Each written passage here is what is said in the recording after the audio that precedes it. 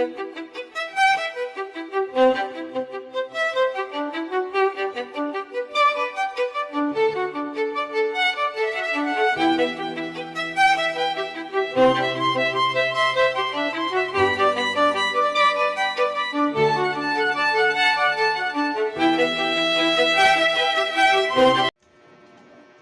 morning po. Kape po tayo. Good morning. Morning po ang lahat. Kamusta po? Kamusta po ang umaga nila? Napakalamig ng umaga. So, nagising tayo ng maaga. So, nagising tayo ng mga 7:45 dahil malamig.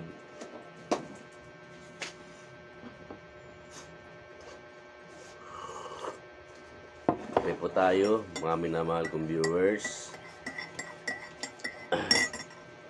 Today's is ang araw ngayon ay Sunday. So, kahapon maganda rin ang flow ng pasok ng tao. Yun nga lang, na-observe ko medyo may hindi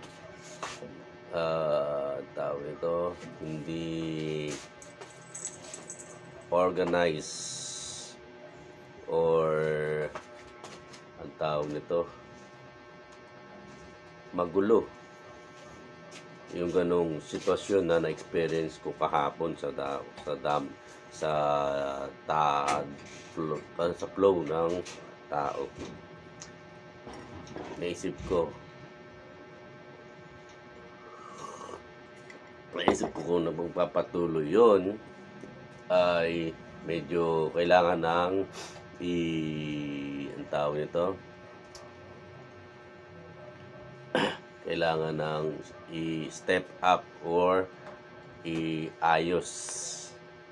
So yung ganong sitwasyon ay alam ko na kung anong gagawin ko. Sige, yun nga, gusto nyo, kung nais nila doon sa isang ganong sitwasyon, sige, paubayan natin. Ako na lang or pwede nating i-arrange yun.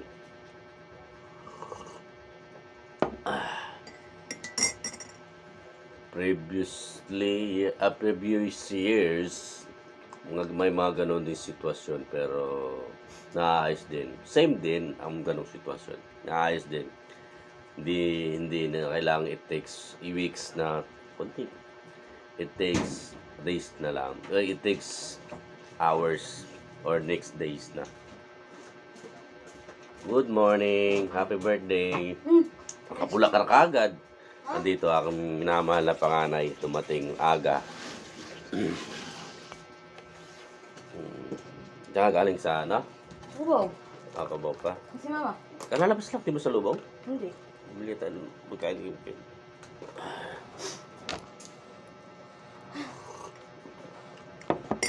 So, kahapon, maganda naman ang pasok or flow ng tao. So, now, I learn ano mga dapat gawin. Paubaya na lang natin sa kanila.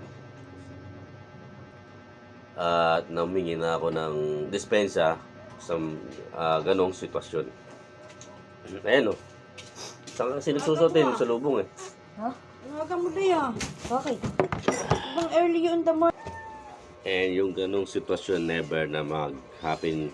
Never nang maulit po ulit. Kakakain mo lang. Gawa ka na naman ng mama. At again, humingi po ako ng dispensa sa sitwasyon nangyari kahapon na yun.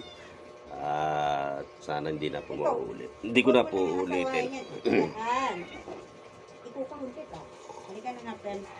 And kahapon, nag-lunch ako. Gusto ko sanang kasabay yung pusa, kaso wala doon kahapon. So kaya inuwi ko yung dala kong pagkain ng pusa at yung tira kong parang konting kanin, tinapon. Hindi ko pwedeng iwan doon sa kinakainan ko kasi baka magkalat, pagalitan tayo.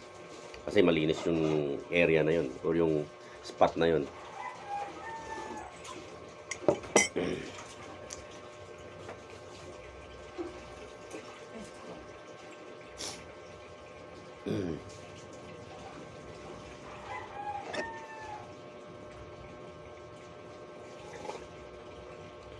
So, by next week, siguro, ano na tayo, baka pang umaga na tayo kasi binigyan na, may passes na ako na para pang umaga.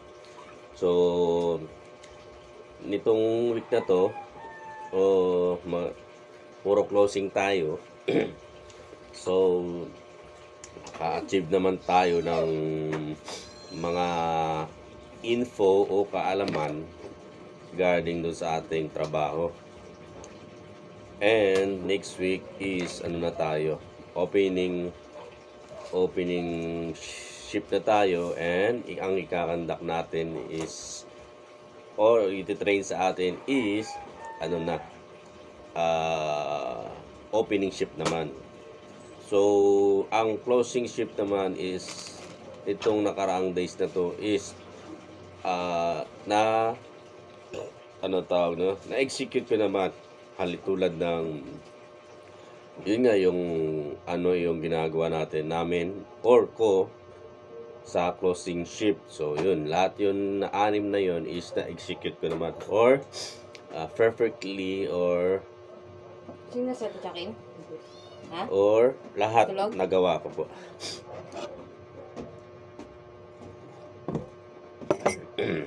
So sana next week ng opening shift ay sana magawa ko rin ng maayos na walang aberya. Inventory. Yung logbook parang ewan ko kung nagawa ni ano kagabi. Kasama ni trainer.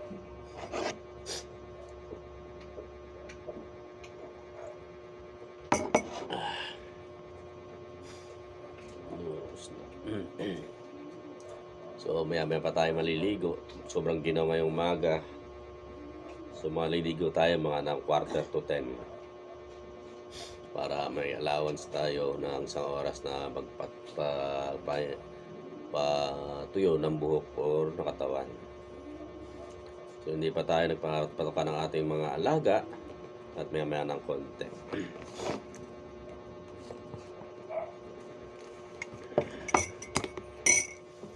So, ano ba kahapon? So, kahapon is sa paghahanap ko ng ballpen na quick dry. So, napadpad tayo sa doon mismo sa aking workplace or sa work area. So, doon lang pala. Kasi, naghanap ako sa monumento, wala.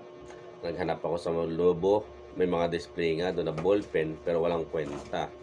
Susulat mo, wala, ayos sumulat. No, pero nung makarating ako doon sa aking workplace na isang bookstore, doon napakaraming display na ballpen at pwedeng mag-sample na may writing sheet siya or papel. Pwede mo i-testing doon. So, may nakuha akong dalawa and ano lang din, mura lang. Yung isa 4 pesos yata, 4 pesos and 75 cents, and yung isa is 17 yata, yung parang pilot. So nung tinesting ko sa aking work, okay naman. Yun nga lang, yung pinakano talaga is mahirap pag madulas yung pagsusulatan mo or parang greasy. So quick dry siya, pero yun nga, pag greasy talaga kahit yung ibang ballpen, pag na-touch mo or na dampian mo is mabubura or tawag nito, hindi na maganda. So thankfully, yung ballpen na nabili ko kahapon is okay naman. Magagamit natin yan for long days or for long sa mahabang trabaho. So kahapon ng pagpasok ko is nagkandak ako ng paunang leveling. So pagsulat doon sa mga stocks ko at sa awa ng Diyos ay lahat naman doon sa area na yon is aking nasulatan. So na halimbawa or practice lang yon na kung okay at tama yung aking sinulat.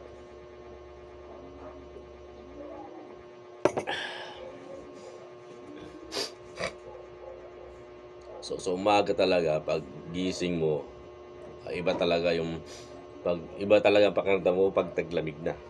So, kala mo sinisipon ka, siguro nga. Sobrang lamig is nag-ano na yung katawan mo. Pero pag nakaligo ka na at na mainitan ka na, okay na ulit katawan mo. Tulad kahapon is nung habang kumakain ako, napansin ko sa work ko na wala na akong sipon. Unlike dun nung nakarang araw, is puro ako parang may something sa aking ilong. Kaya ano ko ng ano. So ngayong umaga naman parang bumalik ulit. Pero siguro pag nakaligo ako, pag nainitan ako, ay okay na. So soon magiging magiging opening shift naman. So sana pagdating na pagkayari ng aking training ay maging maayos ang certification ng aking trainer. At sana hindi po ang dalangin ko lang is magtagumpay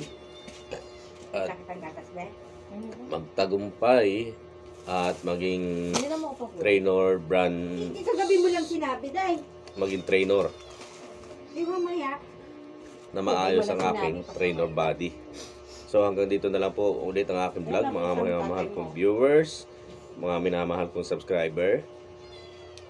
Shoutout po ulit mo po sa lahat ng aking Dapat sinabi mga ko, viewers umaga around pa. the world sa mga panig Sabi ng ko, mundo. gabi na. Magandang umaga po ulit.